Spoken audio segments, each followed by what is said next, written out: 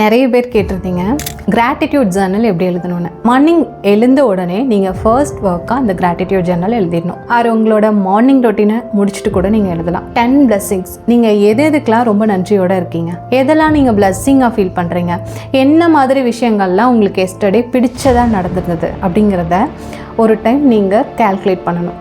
So அந்த blessings calculate பண்ணதுக்கப்புறம் 1 by 1 நீங்கள் அந்த பிளஸ்ஸிங்ஸை எழுத ஆரம்பிக்கணும்.